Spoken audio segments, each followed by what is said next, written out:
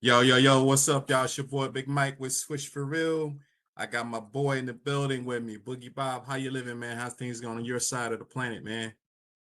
I got my Swish for real shirt on tonight. Been catching up on yard work again with all this nice cooler weather and overcast. And so I took today off, hopefully to stay cool tomorrow and get some more yard work done. Yeah, So, this summer has been amazingly not overly heated. I don't think we hit triple digits yet. I'm not quite sure. yeah, I haven't knock seen on it. wood. Not facts. Okay, party people in the house. Yeah, I know. We ain't seen him in a couple of weeks or so. He pops on.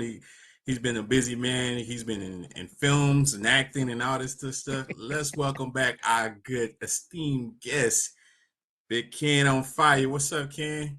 What's up, man? I'm happy to be here as usual, man, to talk some basketball with you guys, man. Man, appreciate you. And as of this recording, it is 4th of July. So 4th of July, happy 4th of July to all those people out there. And we just want to send our shout outs to all the soldiers and all those people who kept this country safe and keeping us pushing forward as the American citizen myself. I appreciate what we're doing as far as this country, man. And it's a lot we can work on, but happy 4th of July as of this recording. So it's Friday. But anyways, guys, Ken, how's things going on your side of the plane? You been good, man? Oh yeah, man. Just been taking a little break from the show. We're on break right now from the fire session, allowing everybody to have some time in the summer. I just got back from Vegas, Oh, so just nice. trying to relax a little bit, man. See some different things, man. Nah, man, paper chasing. I ain't mad at you, man. You you were out there about a couple weeks early because summer league starts next week. Oh no, no, no, no. See, I was with my wife, so I was definitely out there at the right time. Because if I go out there when summer league, we're not going to be focused on the right things at that time. Ah, happy wife, happy life. Well, Yeah, yeah, man. And don't forget, happy spouse, happy house. So we both exactly. got to be happy. Exactly. I was gonna say the same thing. All right, man. Speaking of out in the West, man, one of the particular teams has landed LeBron James, and that's the LA Lakers. He's been with them for quite a bit of time now, like what, 5 years or so. And now Six, he six 6. 6 years. He's been there. It's crazy. It don't even seem like it's been 6 years. Because he what 2019 then? And that's right before the pandemic, right? So I get it though. He is actually on he signed over, not signed over, but he opted into his contract as far as you have that last year you can have a clear option. He opted in. And so now at this point, what are the Lakers going to do now that they got new ownership? The Buss family has just sold out, and they sold it to I can't remember the name of the new owner, but they have some decisions to make. Will this be LeBron's last hurrah? And if so, will he stay there on this contract and live out the contract, or will they try to make some moves with him or try to buy him out? Ken, your thoughts on LeBron's next team if he doesn't choose to stay with the Lakers or if the Lakers try to buy him out? Where would he fit best to finish off his career? Well, I mean, he just signed that new 1 year deal for 52.6. Mm-hmm. So I don't see him buying him out. That's a very, very large buyout. I see him, at best, being able to maybe get traded at the trade deadline. In order for him to compete with a team for a championship. But other than that, man, I just said in my mind, I think he's either going to finish in LA or Cleveland. Those are the only options. If he finishes anywhere else outside of those two, and this is his 23rd year, so this is probably the last year. It's gonna put a huge dent in his legacy if he finishes anywhere else. Yeah, because he's been to what, Cleveland, Miami, or LA. So anywhere else would be strange. I Yeah. get it though. Yeah. So I put a poll out there on Switch for Real, and I was asking if he came to the Mavs, would he be better suited as a starter or a bench player?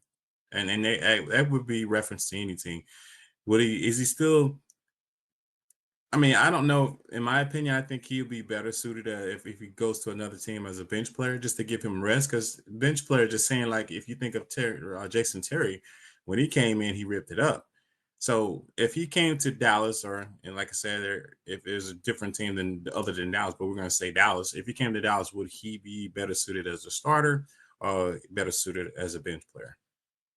Rich Paul ain't allowing him to come off the bench. Stop it. Stop it. Rich Paul is not allowing that. They are very aware of LeBron's legacy and the GOAT chase, as we call it, and those conversations because they feed news and they feed information to those things, to those arguments, and to those news sources so they can preserve LeBron's legacy. So Rich Paul is not letting LeBron come off the bench. If LeBron goes somewhere, they're gonna have to guarantee he's gonna be a starter still.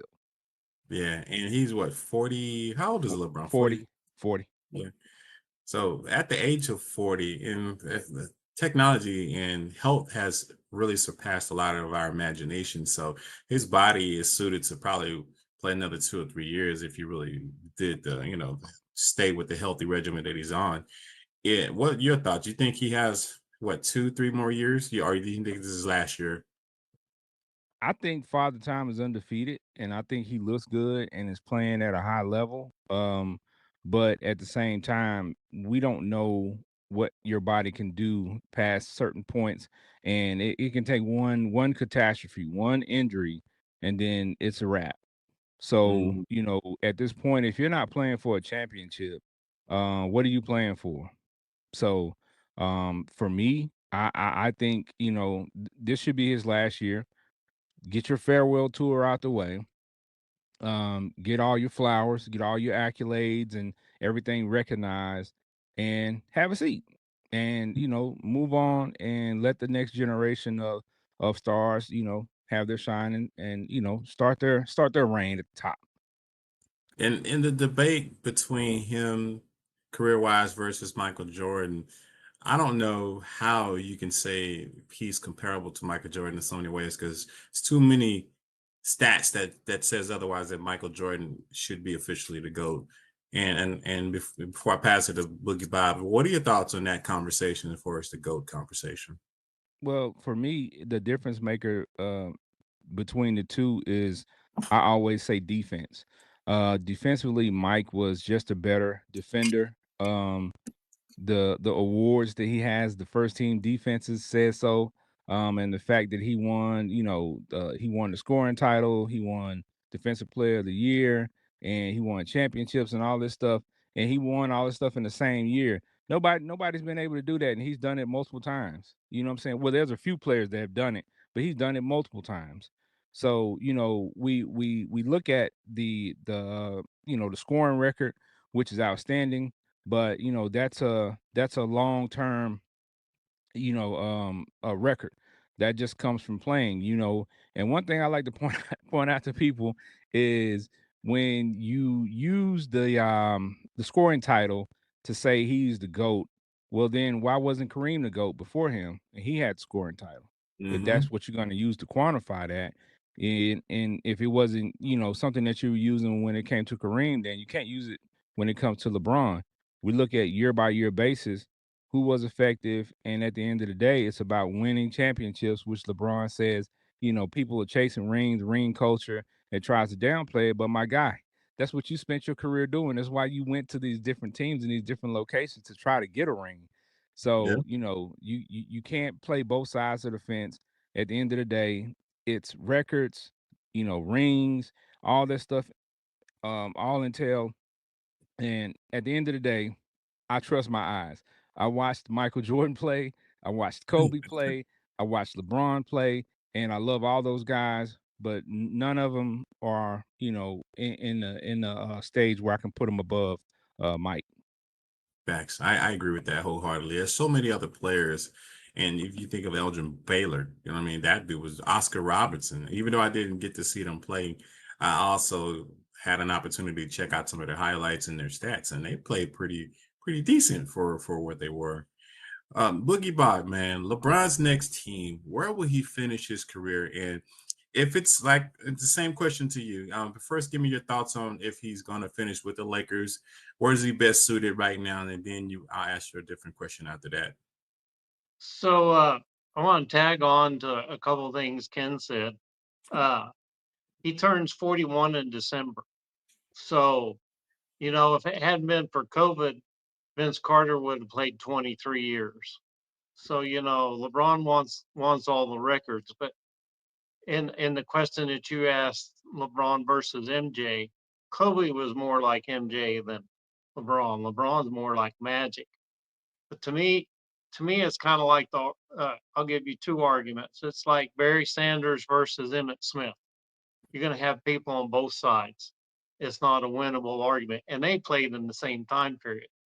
But what I put forward to people is you got Tom Brady, that people will say he's the GOAT, even though he lost twice to the Giants.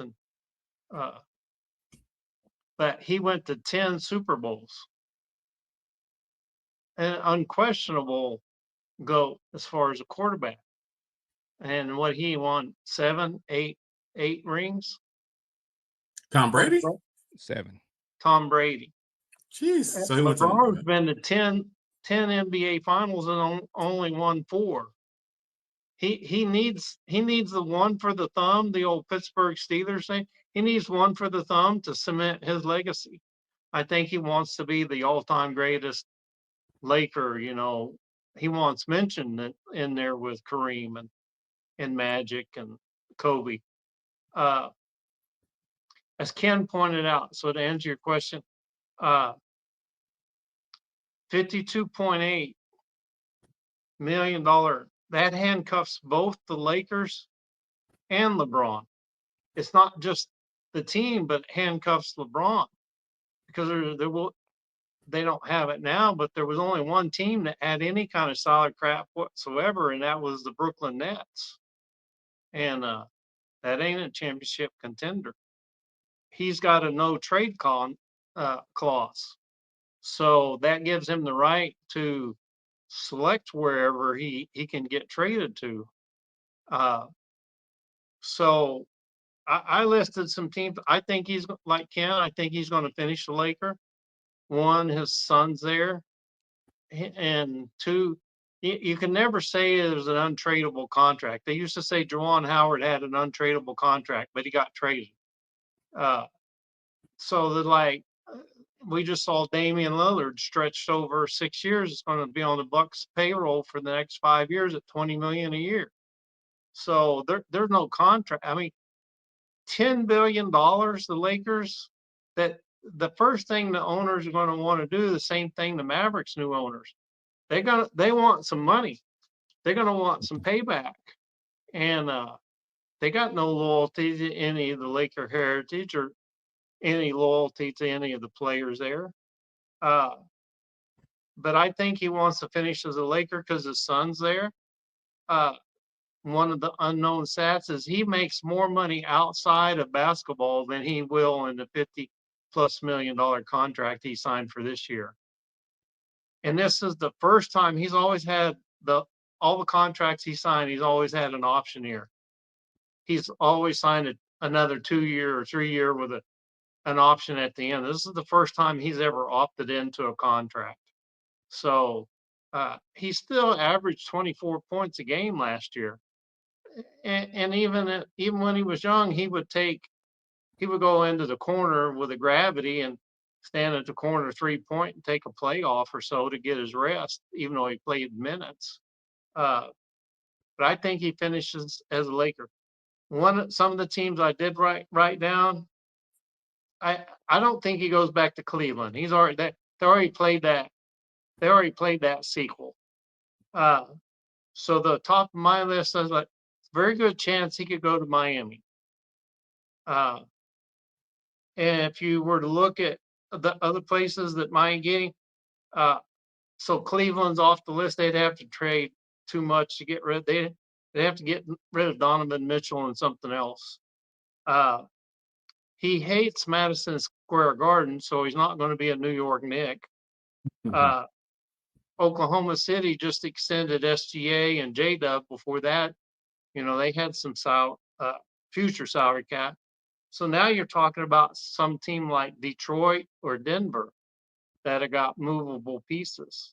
So uh, I read right before we went on for the show was Mavericks issued a press release and said the only way they would be interested in LeBron James is if it was on a buyout. Mm. So think about if LeBron gets bought out and you're a GM and you got to pick between LeBron and Damian Lillard. Damian Lillard is 35. He won't play for a year, but he'll be 36. And LeBron's going to be 41 in December. Like if you're going to spend money on a buyout player, would you rather have, this guy or this guy? It's a good question though. And like what Ken alluded to, it would be hard to have LeBron not start a game. He would have to be a starter, and I get that. But if I was And, and that's the only reason you haven't seen Chris Paul, CP3. We'll talk a little bit later, but that's the only reason you haven't seen CP3 or Russell Westbrook sign with anybody. CP3 is like, if I ain't starting, I'm not playing, and he's not going to start for the Lakers, but he wants to go back to LA. And LeBron's got a lot of income and movie rights and all kinds of business deals in LA. So get your yeah. flowers, take your bow, hand over the baton to Luca, and then say goodbye. Gotcha. And speaking of Luca, there was a player that the Mavs picked up that kind of replaces Luca, and I'm not quite sure if he'll be offensively as talented as Luca. But the Mavs have picked up Cooper Flagg, and I wonder what his potential will be with the Mavs. And we're going to keep it with you, Boogie Bob. What is the potential that Cooper Flagg has with the Mavs, and how far can he take them, and especially in his first 3 years? What do you think of him as far as his potential in the first 3 years? I I, I agree with what Ken said. I've got to see him in a game and play. What I watched in the NCAA tournament didn't tell me enough, but I need to see him live in a real game. The eye test, uh, it'll really tell you a lot. Summer league won't tell you much, but you got to remember Luca. I remember Luca's rookie year as a preseason game.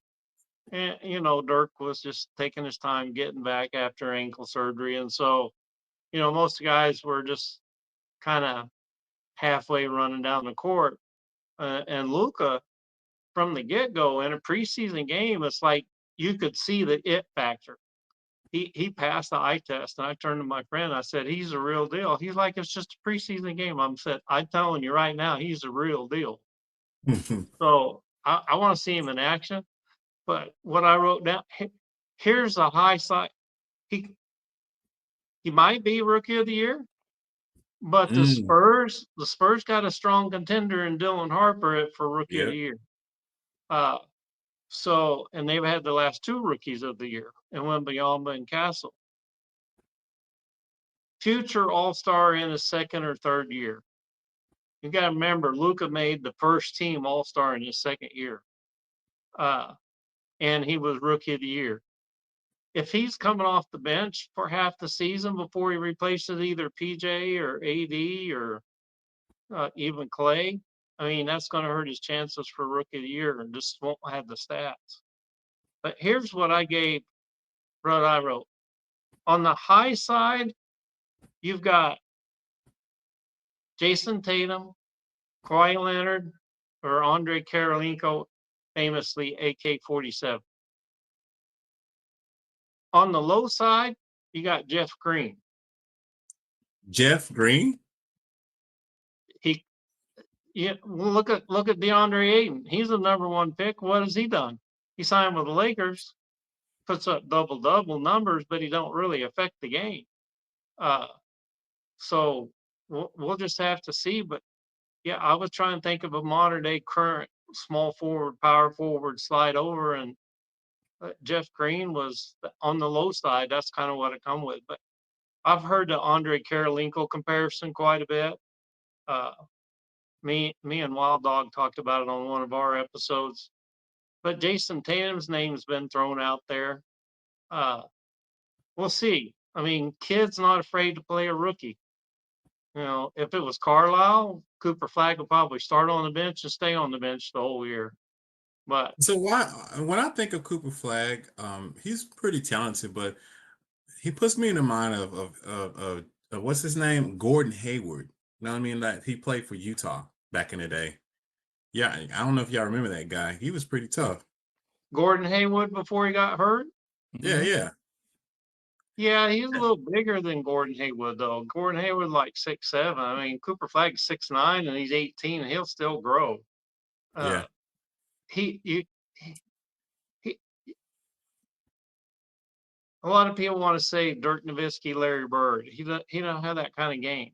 He Mm-mm. has more of the mid-range game. That's why Kawhi Leonard's name comes up and Tatum's name come up. I think reason Karolinko is one of the comps is because you're gonna Defense. he because his defense and ability to block. So he's gonna be an all-around player.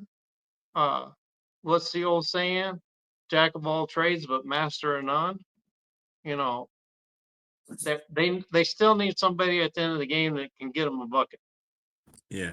So, and as we talked about a few episodes back, after Luka left, I was watching Laker game, and Luka's a highlight reel player.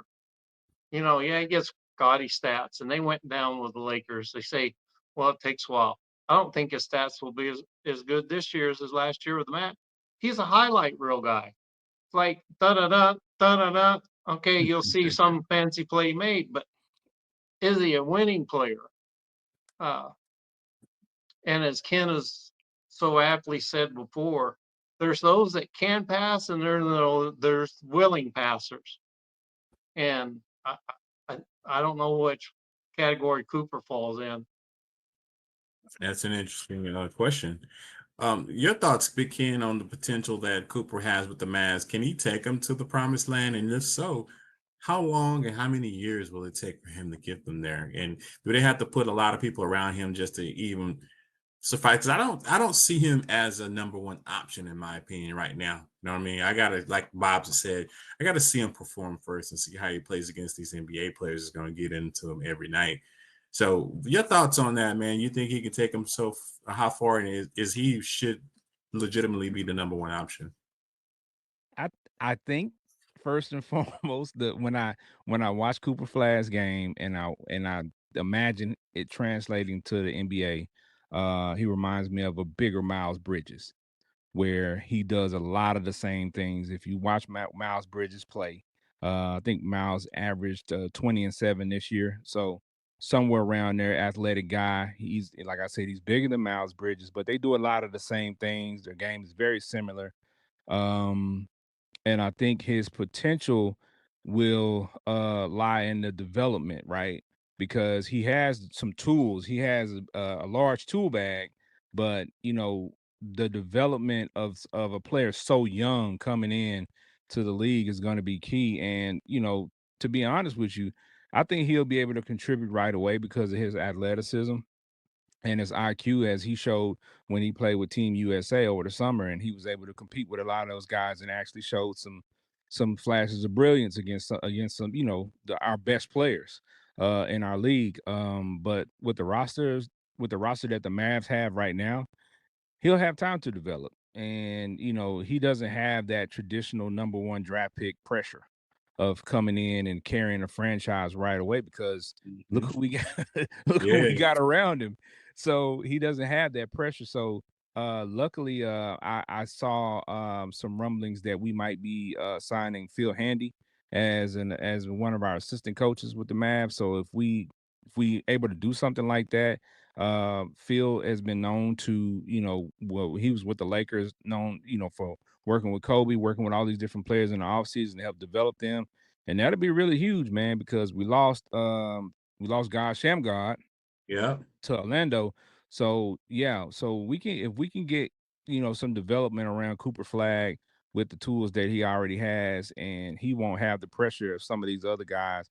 I think his ceiling is pretty high, man, in this league because of the tools that he have and the way the game is played now.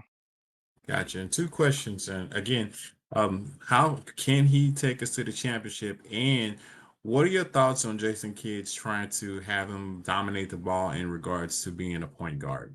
That's the thought process for Jason Kidd. So Well, Well, I wouldn't say dominate, from what I got from the interview.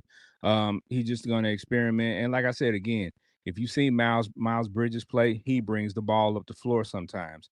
As a lot of these small forwards do. And a lot of times what it does is it forces the defenses to be able to game plan differently. Right. If you have a team and your point guard is always bringing up the ball, they can game plan for that. They can put some things in place. But if you have multiple ball handlers, multiple sets where you can run with different people who are able to initiate the offense, that makes your offense that much more plausible. And you're able to run different sets because you can keep people guessing that way. So I think that's what Jason has in store with trying to let Cooper handle the ball, but also, he's gonna be one of your better players in the open spaces. So you want to get the ball in his hands, and what better way than to you let him initiate the offense, and if he can score, he'll score. If he don't, he'll pass it and move the ball. so will he take us to a championship eventually in his tenure with Dallas? That's a tough question, man. That's a very tough question because um the league is very unpredictable, right? I mean, look at who we had in the championship this year. There were some people who said OKC would be good, but nobody anticipated OKC and Indiana in the championship. Nobody called that. Not So Indiana for sure. yeah. So I mean, the league is very unpredictable, and the rules, change here and there. So we don't know what that's gonna look like in the next couple of years because we're looking at it now. In the next couple of years, they might make some rule changes, then something else could change. But I think he has some great abilities, but I don't see a superpower right now. With a lot of these guys come in like Wimby, like a LeBron, like some of these other high number one draft picks, we see they have a superpower. I don't see Cooper Flagg superpower yet. That doesn't mean he don't have it. Just like in the movies, some of these superheroes, you don't see their superpowers right away. So, they're revealed later. So hopefully he does, because if we were able to get him with the number one draft pick and we picked over all these other guys, trust me, the Mavs organization will hear about it for years to come. So Yeah. Ken, how many games do you think Cooper Flag will start? And that's taking into account street closed doesn't play all 82 games. Oh, damn. Well, I think when you draft a guy number one, and they're gonna look at his summer league games, and they're gonna see how he adjusts to even being with other pros, being in the environment. I think when you draft a guy number one, I always say, unless something's wrong with him, you got to start him. You don't draft a guy number one for him to sit the bench. Um, but he's also coming into a situation that's similar to when Kobe got drafted to the Lakers, right? When Kobe got drafted to the Lakers, high ceiling, great athlete, had all these things going for him, but he went into a situation where they were already kind of a solid team. So he's gonna have to fight for a spot in the rotation, and it's gonna be a dogfight because the roster is pretty deep right now. So but I go I ahead. think it's a matter of time before AD street clothes Davis gets hurt, and then it won't be a choice at all to start him or not, or start PJ. Well, I'm not gonna even speak that into existence, man. I hope and pray that AD remains as healthy as he's ever been, and he can contribute to the Mavs run to get another ring, and everything goes according to plan, and he can cement things on his side before his career starts to go slip on the downside. Because yeah, everybody knows AD as the get hurt man. He's the new Marcus Camby. Yeah, I sure hate that you brought that up, Bob, because I really feel like AD has potential to really take us to at least the Western Conference Finals with everybody he has around him, especially when Kyrie comes back. And then we just signed D'Angelo Russell. So, and with Kyrie being out at that amount of time, we're predicting he'll be It back in and January. it It it could be doesn't good. matter in the regular season whether he gets hurt or not, because you got someone that can come in and they still run the same offense. Hopefully, Cooper Flagg could still run an offense through him. That's why I brought it up. What matters is Klay Thompson, Irving, and AD are healthy going into the playoffs Yep. for that That's 2 month true. stretch. Like regular season, just get through the regular season. But come middle of April, all those three guys need to be healthy, like tip top shape healthy. Yeah, and I think we added Cooper Flag to the rotation, rather starting or coming off the bench, is going to give AD a lot of chances to really relax because you got somebody who's going to get in there and do the defensive responsibilities that AD typically has when he's in the game. Moving on to our next topic, man. And speaking of the NBA draft, and Cooper was the number one pick for the Dallas Mavericks. Boogie Bob, your thoughts on the draft this year, and what are some of the surprises that kind of took you aback? And I'm thinking there was one kid, now his name will lose me right now. He went to Utah, and he didn't want to go to Utah. Um, Ace and Bailey. Ace Clax, Bailey, Claxton Jr. from Florida. yeah, that guy too. What are your thoughts on the NBA draft, and what are some of the surprises? And when you had an opportunity to kind of think back on what happened in the draft. Well, the first part of my answer is just about everything you read. Is like you got the Mavs and Spurs at 1 and 2 between Cooper Flagg and Dylan Harper. So that's kind of a tier all by itself. Uh, to me, the biggest winner was Orlando. They got Josh Richardson, Jason Richardson's son, Mm, way down there in the like 23rd pick or so. Uh, to me, the biggest surprise team, there were two of them. And we've talked bad about both of these teams. Like, what are they doing? But I think New Orleans and Charlotte had a really good draft. Uh, the losers in the draft to me were the Knicks, the Lakers, and the Wizards. why Lakers? They didn't have any pick. The Mm, guy they took in the second round, he'd probably be a G League player. I so those agree. are your two. What about the Knicks though? Because the Knicks really, I don't know Well, if they they really drafted a need guy and anything. immediately traded him because they're up against the apron. They could, uh, I think, as a first round pick because you should have seen Stephen A. Smith's face when the commissioner announced that they had traded their first round pick. It's like first round picks have a slot that you have to pay, and that was going to put New York into the second apron. And Now, so if you they traded their first round pick after the pick was made.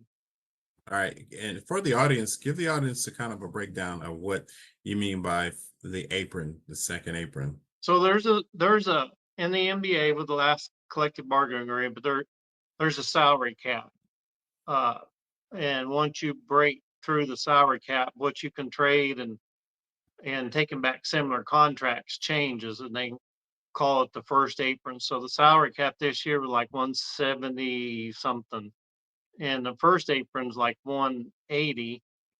Well, the second apron, you can't use any of your trade exemptions. You can't take on more salary back. You can't take like salary swaps. So it really prevents teams that hit the second apron. It was kind of designed, they call it, some people jokingly call it the Kevin Durant rule because when Golden State, when the salary cap went skyrocketed instead of incremental, it just jumped big, and that gave Golden State room to sign Kevin Durant. They've been paying luxury tax, so Mm. there's a repeater tax. But the second apron is designed to basically handcuff you from making any trades. So you don't get any trade exemptions. If you're in the second apron too many years, you lose your first round pick. on top of luxury taxes. So teams are desperately moving to stay at least between the salary cap and the first apron. So And it's interesting because there's a lot of money involved, especially these guys are signing these super max contracts. And if you look at what SGA just signed, he signed that super max. So 71 million a year, the same that's money that crazy. Luka would have got paid because they were in the same draft class, and the Mavericks owners didn't want to pay Luka 70 million a year. But you had two players in that, Jaren Jackson Jr. and SGA, 4-year, $284 million. Yeah.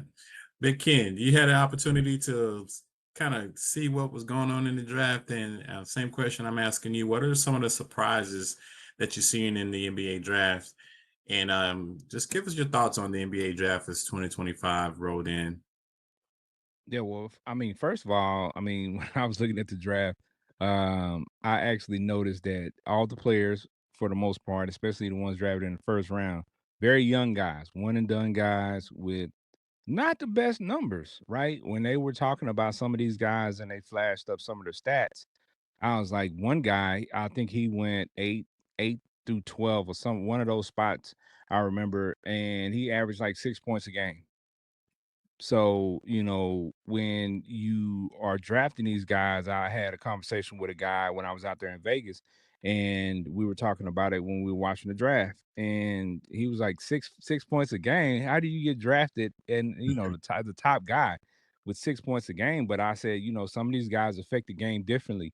And when you have these scouts, they're drafting these guys on potential, right? And their ceiling. So some of these guys, when you draft a guy that's a 4-year guy who's been in college the whole time, he's a finished product. And when he gets to the league, you know what he is, and he's probably not going to develop any more past that because he doesn't have any more wiggle room to grow.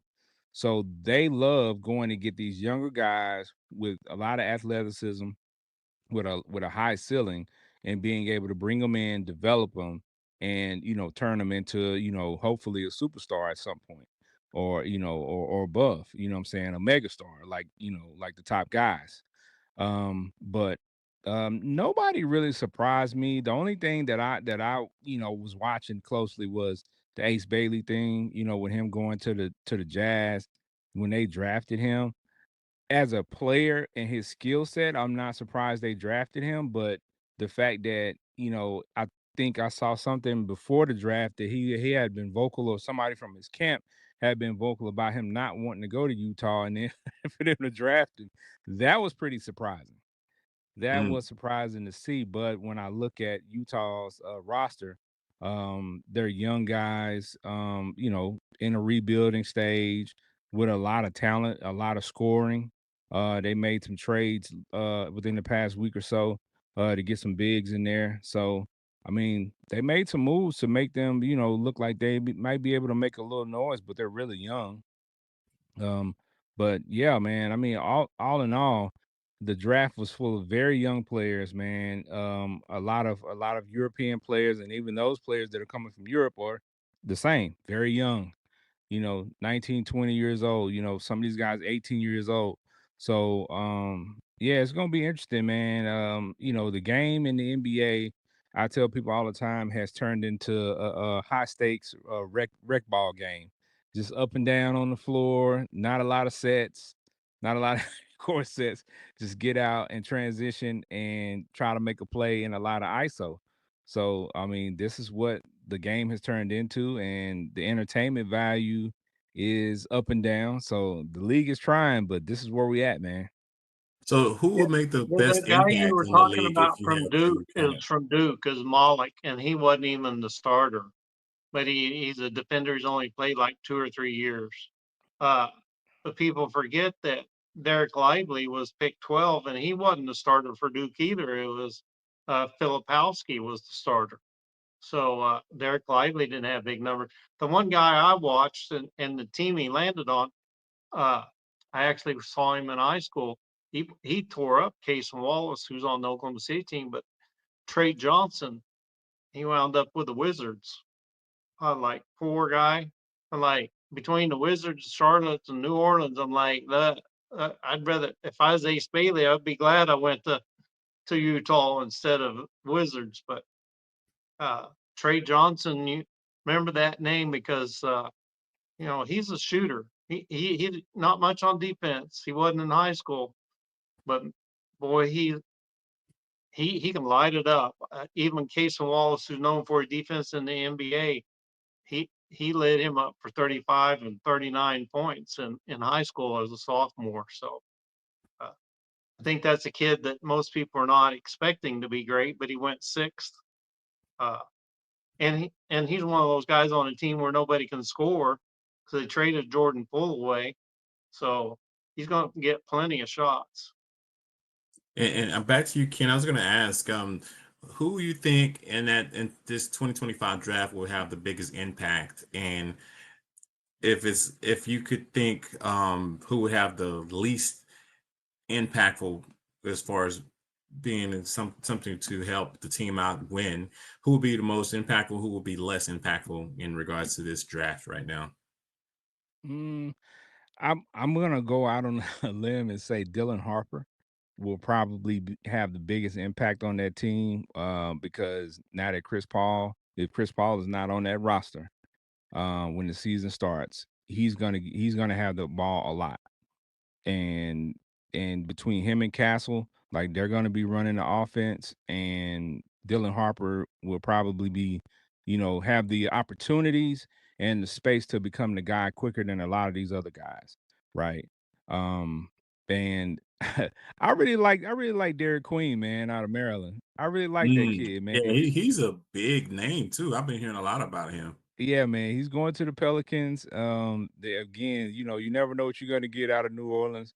But that kid, I like that kid, man. I like his game. People say I like his game because it's kind of old school, but he does a lot of stuff on the floor. Some people compare him to a version of Joker, where because he can pass and he can facilitate and he rebounds well and he does a lot of things. He's got great footwork. But he also reminds you of Derek Coleman. If people remember Derek Coleman, Derek Mhm. Coleman was a nice player, and he was actually a little bit ahead of New his Jersey time. Nets, right? Yeah, he was actually a little bit ahead of his time with the type of game that he had back then, and he gives me Derek Coleman vibes. So yeah, I'm expecting him to have a good showing this year and moving forward too. All right. And lastly, who would you think would not be, there's a lot. I mean, the Nets, I'm not quite sure how much Danny Wolf is going to add to the Nets in regards, because he was drafted 27. But there's a lot of kids out there that I don't know if they're really going to have a huge impact on their teams. Can you think of any kid in your mind that may not have a huge impact right away on their team? Nah, man, I really don't know who won't have a huge impact because a lot of those guys that that you just mentioned and the people that we see like that went in the first round, they're going to bad teams. So Hmm. so they're gonna have the opportunity to be, to kind of pave their own way per se and put up some decent numbers their rookie year. And it's really up to them. But yeah, I mean that's a hard one to kind of pin down. Let's see, what's the center out of Duke? The big guy, I forgot his He name. got Malik, drafted. Phoenix What's that? drafted Malik. Yeah, Yeah. Rockets drafted him and traded it to Phoenix. yeah. So yeah, he's Yeah, traded. Yeah, he got it's traded. part of the Kevin Durant trade.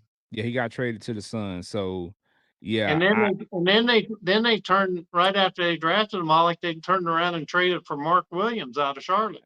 yeah, and that's what I was just gonna say too. With that with that happening, I don't see him getting the playing time that what I'm saying that others might get. So yeah, that's my pick for who I expect the least from. Okay, got it. All right.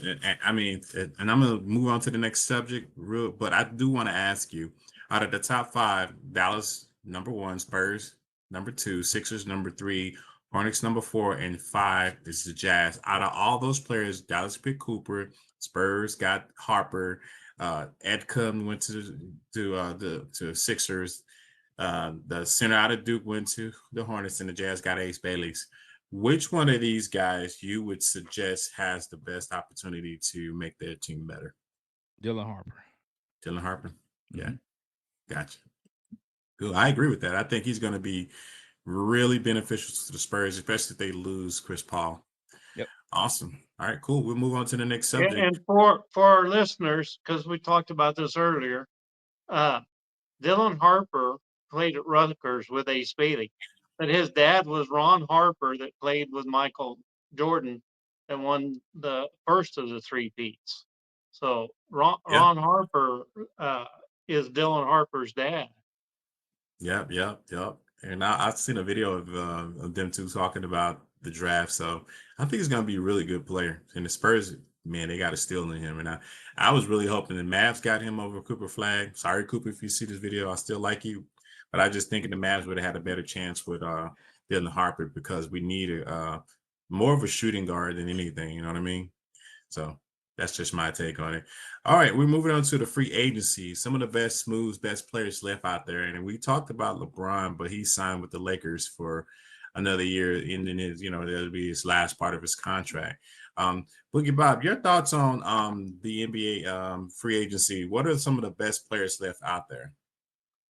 Well, first of all, I'll say it's always active, but in the first day alone, there were 70 player movements, either extensions, trades, or free agent moves.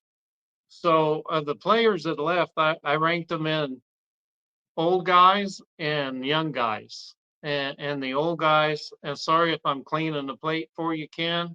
Hope you had dinner already so you can eat. The old guys, Damian Lillard, obviously, CP3, Al Horford, Russell Westbrook, Magda Brogdon, and Boucher or Boucher, however you pronounce his last name. And then as far as young guys, most of these are restricted free agents, one of which I wish we hadn't traded. But you still have Kuminga, Josh Giddey, Quentin Grimes, Cam Thomas, and DeAndre Melton. I kind of miss Quentin Grimes, man. I loved his game when he was here. He was a baller. Yeah, he was. So, and those are some of your best ones? If you need a point guard, CP3 can get you in a pinch, but I think he wants to go to LA. So, if you backloaded a contract, you could probably sign Dame Lillard for 3 or 4 years with an opt-out, with the first year being NBA minimum and the second year being 30, 40 million a year. Backload it because he's going to want a big contract, but he's one of 8 players that tore his Achilles. So, and it was in the playoffs. So him, Tatum, and Halliburton are going to be out. So you won't. It'd be like KD when he signed with the Nets. It's like you sign him and they're not playing the first year, but with him getting 20 million a year for the Nets, he doesn't really need the money. You could sign him for the minimum, sign him for a 4-year contract, and backload it for a higher end salary. And of the young guys, I'm like what you said. I wish I liked Grimes a lot more than I liked Caleb Martin. That was like astronomically weird that they did that, and I'm not quite sure what they were thinking. Nico Harris, he was just like, let's just go ahead and clear house and see what we can do as far as the Mavs go without Luka. Man, he just started just making moves like crazy. It makes you wonder, did Quentin Grimes have a shoe contract that wasn't Nike? Because it seems to me he's traded a lot of players that don't have a Nike shoe contract. And by the way, Cooper Flagg signed a shoe contract with New Balance. So, if they, I'd like to hear Ken's thoughts about that. Ew. But anyway, hey, you know what I'm saying? Like, whoever offers you the best contract for you, as far as those shoes is concerned, man, and New Balance is, they got a couple of athletes under their umbrella. that are reputable. Kawhi Leonard is New Balance, isn't he? Yeah, but I ain't gonna even lie to you, man. As a sneaker guy, nobody's wearing those. No, the mass appeal to the general public is where a lot of sneaker sales are made, and most people who are wearing the sneakers aren't playing basketball in them. So, I guess New Balance has taking a hold of the tech side of it and focus more on that. Their designs are pretty decent.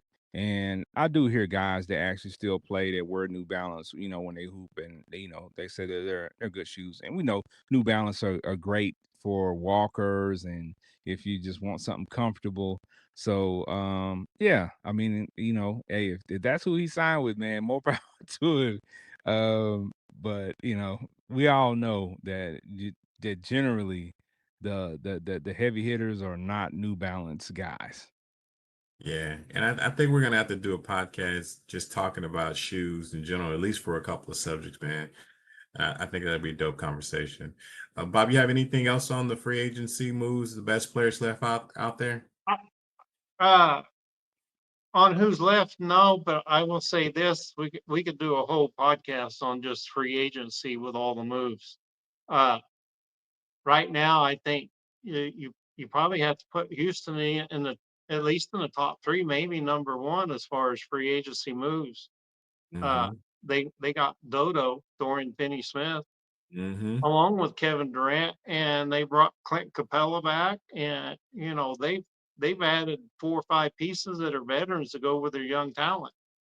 Uh, Yeah. obviously, I didn't think Jalen Green was going to be a superstar, a good starter, but not a superstar. So uh, KD's going to be like 38 next year. We'll see. But I think Houston probably free agency wise, they've made some of the best moves. Thanks. All right, Ken, your thoughts on free agency moves, the best players left out there, and is there anything that Dallas? I mean, already know who Dallas picked up in free agency, but what other players out there that can be beneficial, and what teams do you think they should be best suited for in regards to the best players left? That's a hard question, man. The teams that they'd be best suited for, because when I looked at the list of people still available, a couple of people stood out to me, which is one was Gary Payton the second. Mm-hmm. A player who is a decent two-way player who can contribute right away. I think you can put him in anybody's offense or anybody's team, and he's going to be able to contribute somehow, some way. Somebody like of course, when you have Chris Paul still available, like Biggie Bob said, if you're a team and you need a floor general and you need somebody who you may have some younger point guards or some younger guards that need some guidance, you bring in Chris Paul. But we all know Chris Paul is gonna have certain destinations that he's gonna want to go to, and if you're not one Mm-hmm. of those, then you don't have a chance. Malcolm Brogdon is another good one, that can go to any team and contribute and be able to play at a high level. Now people are gonna laugh at this because you never know what you're gonna get out of this young fellow, which is Ben Simmons. Ben Ben Simmons, Simmons. Ben Simmons is full of talent. You know what I'm saying? But I think he touched the basketball that the aliens sent down from Space Jam. I know you're talking about. And they took his powers, and I saw some flashes last season when he got in some games, and I saw what Ben Simmons used to look like. But I think all in all with Ben Simmons, his issue has been the teams that he's been on, they don't really know how to use him to his superpowers, and they try to make him a player that he's not. So that's been part of the issue. And But isn't he a point guard basically? yeah, he's a guy that initiates the offense. He gets downhill and score at the rim and distribute the ball and play defense. That's his role. But I think some other teams, the other teams that he's played for, have tried to force him. Especially Doc Rivers they tried to force him to play a role that wasn't natural for him. And when you got these young guys like that you try to put them into these spots that they really don't fit in, it messes with their confidence, man. And I think with him, I think it's just a confidence thing because the skills are still there. You can see the flashes. So, yeah, he's still available. Of course, you got Westbrook, you got Malik Beasley, you got Markel Fultz, and you got my guy is still out there, man. People are slipping on Bobo, man. Go sign Bobo to your bench, man. Put him on your bench and give him some playing time, man. Stop playing with the young man. I thought he was gonna go to Houston with KD, but you're right. I think anybody who picked him up, man, that's a great player to have. Yeah, man. You don't have to expect a lot from him, but when he's in the game, the games I watched, he changed the game when he got on the floor. Hmm. Like, He could take KP's spot in Boston Celtics and play that 30 or 40 games that KP played for the Celtics.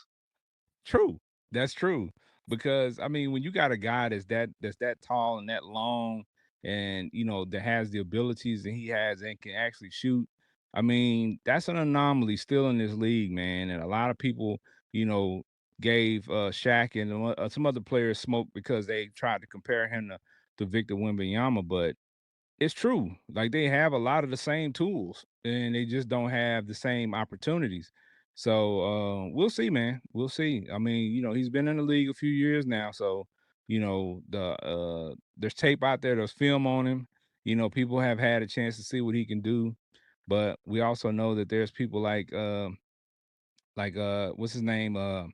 Slipped my mind right now.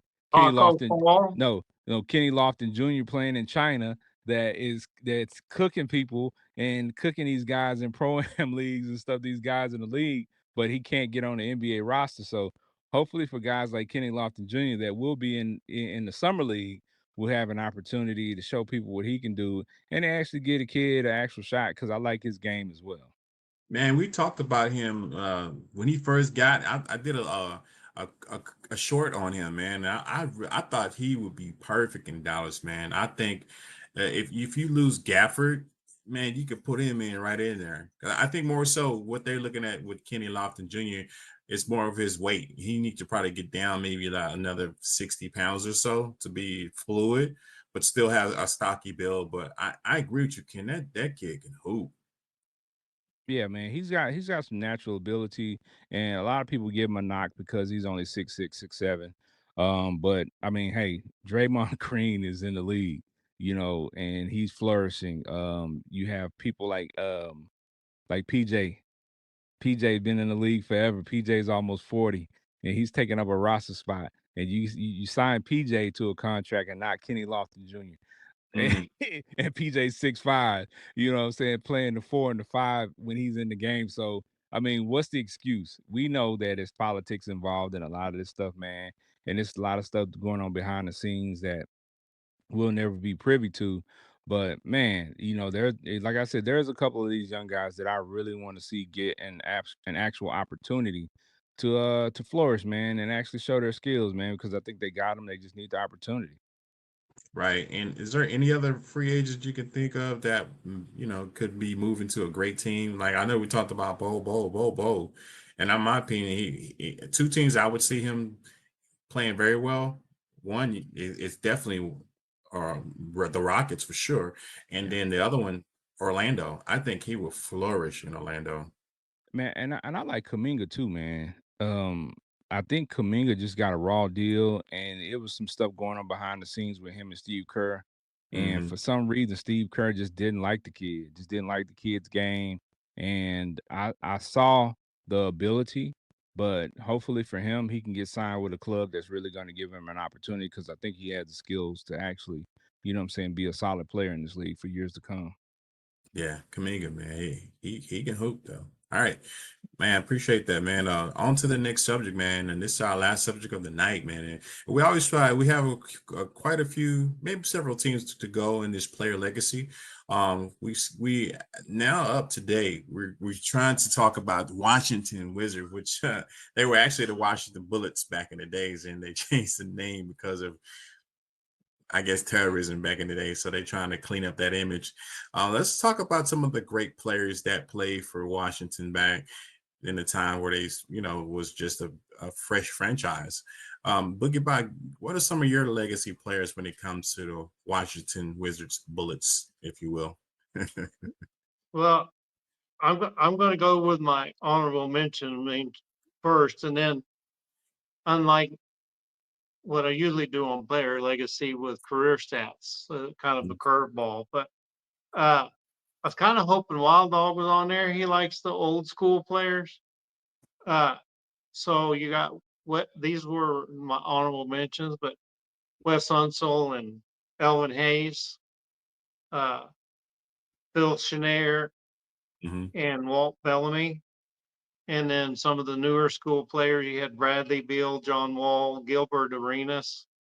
And an interesting fact about Gilbert Arenas, he's one of the first to wear a 0 and one of the first to be called the combo guard because they didn't know if he's a shooting guard or a point guard. And that's where the term combo guard first started being used. Oh Uh, wow. and then 3 players that were Maverick players that played for the Wizards. Antoine Jameson, after he won 6 Man of the Year, played for Yeah. Washington. Brandon Haywood, that we traded to get, along with Yep. Caron Butler. And He Josh won an Howard NBA championship with us. got a championship. He was the backup center to Tyson. And Josh Howard played for the Washington Wizards. Yeah. But the player that I chose, career stats I'll give you are not going to blow you away, but it's what he's done after his career that stuck out to me. Mitch Kupchak, Mitch Kupchak. 10.2 points a game, 5.4 rebounds a game, 0.7 assists per game. He was GM of the Lakers from 1986 to 2017. His first year in 86, he was assistant GM to Jerry West. He's VP of, he was GM, but he's VP of operations for the Charlotte Hornets since 2018. As an executive, he has 7 rings. Jeez. 87 and 88 with the Lakers. 2000, 2001, 2002, the Kobe Shaq years. And then the Pau Gasol 09 and 2010. So he's got 7 rings as an executive, either as assistant GM or GM or vice president rep operations. He has 3 rings as a player. In 78, the only championship in Washington, they were the Bullets then. He had 1 year he came out of North Carolina. But So he also Washington, got they did win a championship in '78. I didn't know that. 78. Yeah. Wow. And he got 2 rings with the Lakers in 82 and 85. As I said, he played in North Carolina. So he was ACC Player of the Year in his junior year. And a little bit of trivia, the 78 Bullet championship team was coached by Dick Motta, who left in 1980 to coach the Mavericks.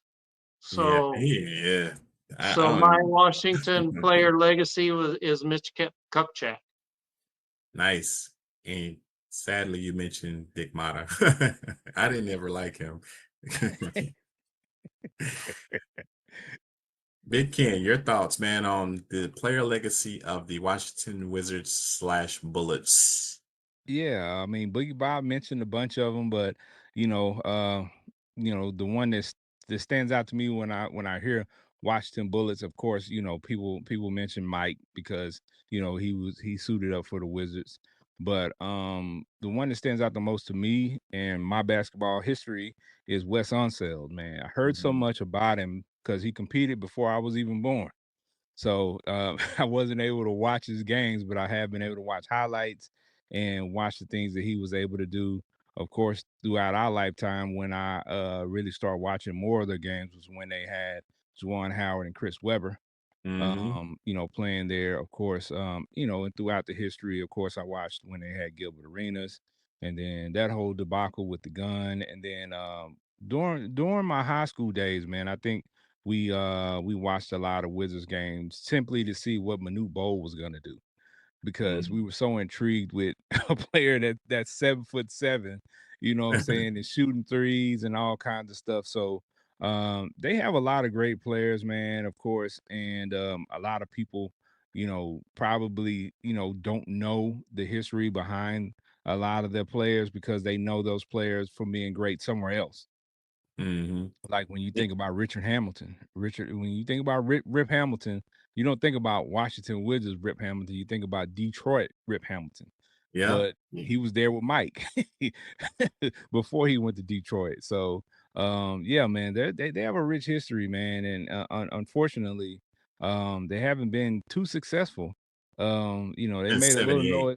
Yeah, they made a little noise here and there, but all in all, as a franchise, they've been kind of dismal, to say the least, as a whole, man. So, hopefully for them, they can, make some moves to kind of get them back relevant, but it doesn't look like it, man. So you mentioned Chris Webber and Juwan Howard, man. What are your thoughts when? Because I remember when Chris Webber went there, man. I was like, oh, they're going to kill it, but it fizzled. They didn't really do much. What are your thoughts back then when those two teamed up in Washington? Yeah, I think they just didn't have the chemistry, and I think Washington as an organization didn't give that thing, time to develop into Hmm. what it could have, because that's all too often what happens with a lot of these franchises in any sport. They have these experimental lineups, and they know what it looks like in front of them at that point, and they don't like what they see, so they hurry up and try to get rid of some of these pieces while they still can. But sometimes it takes time to that chemistry to develop between guys. Even though those two guys played together in college, when you're playing in the league, you're a different guy. Your game translates differently, and you do different things, and you learn different things. So, yeah, I think they just didn't have enough time to see that team as a whole gel before they broke them up. Yeah, and then notably, Bradley Beal played for Washington at a point in time, and now he's. I don't know what you can say about his career now because he's never really he made a name for himself, but Bradley Bill just seems to be an anomaly in my opinion because you don't know exactly what he's really bringing for you. You know what I mean? He's just a player, like he's a normal player to me. But what Well, makes him special? well, to me, Bradley Beal was the man in Washington when he was there. Hmm. And like so many of these other players, you look at your legacy and you're like, hey, what cements my legacy is a ring. Let me go try to Hmm. win a ring. So, you go to Phoenix trying to win a ring there. That doesn't work out because you're loaded with talent, but again, no chemistry. And then you wind up coming off the bench at points and things. So I think, again, similar to what I mentioned earlier with Ben Simmons, man, a lot of these guys confidence gets shot, and it's not the fact that their skills diminish or anything like that. It's just the fact that they're in a bad situation and they're not giving their all, and they're not playing to their highest potential because they mentally they just out of it. And sadly, I don't. I'm looking, but I don't think the Washington Wizards ever had a Rookie of the Year. Yeah, all the drafts they had. You know what I mean? Like they Well, had quite a few. Russ Unseld was a rookie of the year when I was looking up his stuff. Oh, nice. I was about to say, I'm Yeah. looking now, like, did they ever have a Rookie of the Year? There's been So, quite a few so contenders. you like Derrick Rose? What did you think of John Wall before he got hurt? A very similar path to his career as Derrick Rose. Yeah, Yeah, but yeah, John go ahead, Wall was Ken. an amazing player, right? Yeah, He had all the tools. He had been the talk of the town since he was in high school because that's when we first started hearing about him, and what a great player he was. So I mean, the expectations were there, but again, you never know how these guys are going to bounce back from these serious injuries. That's what makes Kevin Durant such an anomaly, for him to get injured the way he did and at the age that he did and still be playing at such a high clip, still and such a efficient player at the age that he is outstanding. So you never can tell with Clay. Clay tore his Achilles, and he's not a bad player, but he's not Clay like he used to be Clay. yeah, So you never know, man. And unfortunately, John Wall, Derrick Rose, those guys, they were able to continue playing, but never reach their potential. Put it that way. yeah. And I think when you have those kind of injuries, depending on the type of person you're on, personality wise, you can put it in the back of your mind and continue to play like you played. But a lot of people have that injury in the back of their mind, and they just don't want to play to their full potential. I think it's hard, man, because for me personally, tearing my Achilles a few years ago, that's one of the biggest things, man. Is just when you get back out there, just running and cutting and stopping, with confidence. And it's hard, man, because the rehab that you have to go through with a torn Achilles and that almost a year time that you're not able to be yourself and do the things that you need to do. And even when you first tear it, not being able to walk, not being able to get up and do the things that the average person does on a day-to-day Mhm. basis, and you can't do that for at a clip weeks. Nobody wants to experience that again, man. So it's tough, man. It's tough, and I understand those guys are getting paid millions of dollars, and I'm not. But just mentally, it was tough, man, being able to fight through that and be able to get back to some normalcy. So for those guys to make millions of dollars doing it, If and you have so much depending on it, it's tough, man. Yeah, absolutely. And this is my last question on the Washington Wizards legacy. If you could wrap that franchise up in one player for us, an identity, what player would best describe the Washington Wizards play for them? Man, I'm gonna have to go too, because of the way that the basketball is set up now. We're so distant, we're so far removed from certain players that these young guys are not gonna recognize it. So you got to Mm, go Wes Unseld and mhm. unfortunately Gilbert Arenas, because those two players are who the older generation are gonna gravitate to Unseld to Mhm. to kind of be their identity. And as we know it from my generation, when people say the Washington Wizards, you first thing you think about is Gilbert Arenas. Yep, yep. And I'll ask you that same question, Bob. If you had to wrap that franchise up into one player, what will be that player? Well, I'm an old fart. I actually watched the '78 NBA Finals. That's about the time I started watching the NBA Finals. So I did watch Wes Unseld and them win it. But Elvin Hayes is the guy that I'm most associated with. Uh, and that's going way, way back. The young folk wouldn't necessarily know, but it's kind of like Michael Thompson when he was with the Lakers. Yeah. Bob McAdoo. He's Elvin Hayes was he was a load. Uh, so I mean, as far as recently, uh, I'm probably a little bit biased. He had a very short career and blew out his knee, but Josh Howard was having an all-star season when he played for the Wizards. Uh, Mm, but even short-time Maverick fans would remember Josh Howard. And so, yeah. but Elvin Hayes would be the guy that him or Wes Unseld. All right. Same thing with Ken here at the two. Ah, man. Amazing show today, man. We covered these topics like we got through them, man. Y'all did an excellent job, man. Ken, thanks for coming on. Bob, thanks for always bringing them stats. Ken, where can the people find you on these social media streets, man, so they can kind of check you out there and give you a shout out? And if they do, y'all give them a shout out. Make sure y'all say Swish for real. Send them there. That's what's up. I appreciate the opportunity to come on and talk sports with you guys, talk basketball, man. They can find me at Big Ken on Fire on IG. You can find me at Big Ken on Facebook. You can find me on all social media platforms as well at the Fire Session. That's FIYAH session. And you can go to YouTube right now, pull us up, type in FIYAH session, and the page will pop up. Go to the page, hit that like and subscribe button, hit the bell notification so you'll be notified when we go live and when we have new content. And that's where you can find me, man, because if you ain't checking me out on the Fire Session or Swish for Real, you probably ain't gonna find me, man. Facts, man. And again, like last time, man, y'all be having some great topics, man. I try to chime in as many times as I can when I have time, and I've been kind of tied up with a lot of projects right now. So uh, I'm gonna definitely make a considered effort. Definitely check out the next show and get the people what days the show is on.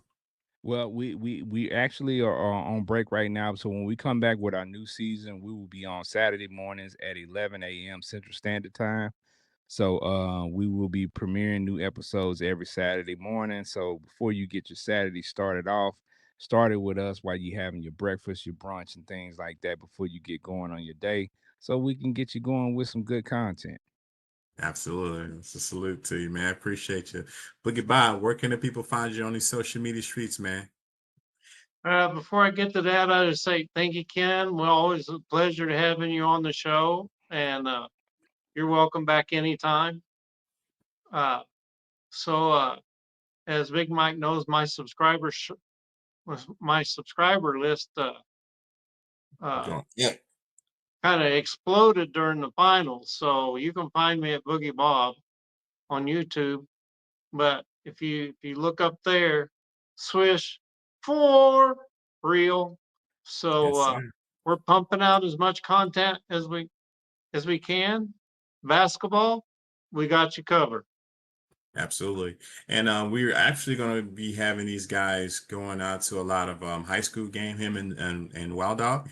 They're going to do some street interviews. But we're trying to get that in the works, man. And once we get them, go to Boogie's Bob page or Wild Dog page and find out what they're talking about in regards to the high school players here in the North Texas area, man. So we're going to bring that to you as well. So that covers all the high school stuff. So that's going to be part of the show, guys. So we appreciate y'all watching out and checking in on Boogie Bob and Wild Dog. Me personally, y'all can, again, you can find me on Swish for Real. I'm about to drop another short film in about another week and a half, and trying to wrap it up. So once I do it, I'll post it here on Swish for Real so you guys can see it and go to my channel over there and just watch it, man, and give me your thoughts on it. And it's a pretty dope film, in my opinion. Hopefully we can get 100,000 views on it, and if we do, then we're gonna do more with that particular film. But yeah, you can find me here as well as X. On X, I'm Mikhail Lampkin /poet/director. So now that I'm directing film, so I'm so proud of that. Anyway, I appreciate y'all chiming in. Big Ken, man, thanks for jumping on. Put your vibe, man. Thank you for showing up, man. You guys have a good one. Peace.